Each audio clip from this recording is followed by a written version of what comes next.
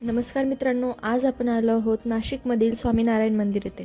हे मंदिर फक्त भक्तांसाठी नाही तर भारतीय शिल्पकलेचा एक जिवंत नमुना आहे.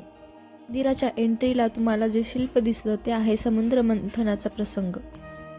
देव आणि दैत्य यांनी एकत्र येऊन अमृत मिळवण्यासाठी समुद्र मंथन केलं.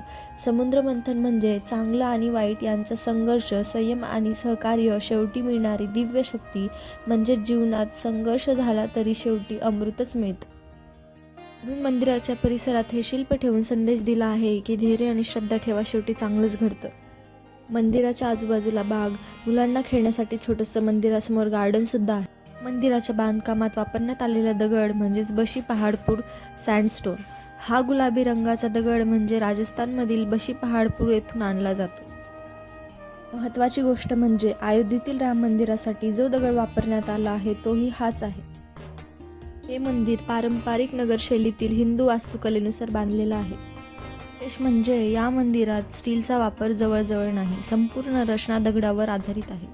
मंदिराच्या प्रत्येक खांबावर, कमानीवर आणि भिंतीवर अतिशय सूक्ष्म आणि बारीकाईने कोरीव काम केलेलं आहे.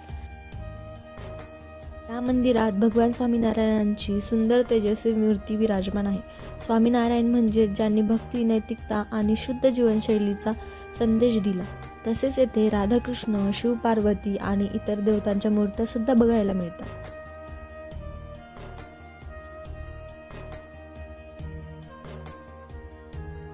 मंदिराच्या प्रत्येक खांबावर वेगवेगळ्या देवदेवतांच्या आकृत्या कोरलेल्या आहेत. प्रत्येक खांब आपल्याला एक त्याची वेगळी ओळख दाखवतोय. प्रत्येक खांब वेगळा आहे आणि कोणतीही नक्षी कॉपी पेस्ट नाही, हे पूर्णपणे हाताने कोरलेलं आहे.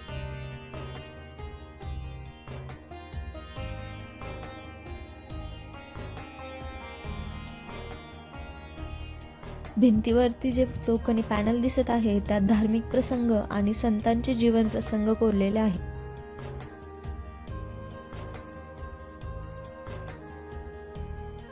त्यातील प्रत्येक कोरलेली मूर्ती आपल्याला एक वेगळी ओळख दाखवते. तसेच मंदिराच्या खांबावर कोरलेलं कमळाच्या पाकळ्या म्हणजे पवित्रतेचं प्रतीक दाखवते. हत्ती म्हणजे सामर्थ्य आणि स्थैर्य दाखवते. मोर म्हणजे सौंदर्य आणि समृद्धीचं प्रतीक. मंदिराच्या खालच्या भागाला आहे स्वामीनारायण संस्थेचे गुरु, परंपरेतील महान संतांच्या मूर्त्या. या मंदिरात प्रवेश करताच एक वेगळी शांतता जाणवते. ना गोंगाटा, ना धावपळ, फक्त मंत्रोच्चार आणि सकारात्मक ऊर्जा. सकाळी आणि संध्याकाळी होणारी आरती अत्यंत सुंदर आणि शिस्तबद्ध असते. नाशिकमध्ये अनेक स्थळे आहेत, पण श्री स्वामीनारायण मंदिर हे कला, वास्तुकला आणि अध्यात्म यांचा सुंदर संगम आहे. जर तुम्हाला शांतता अनुभवायची असेल, भारतीय शिल्पकलेची भव्यता जवळून बघायची असेल तर या मंदिराला नक्की भेट द्या. हा व्हिडिओ आवडल्यास लाईक करा आणि असेच नवनवीन व्हिडिओ पाहण्यासाठी माझ्या चॅनलला सबस्क्राईब करा.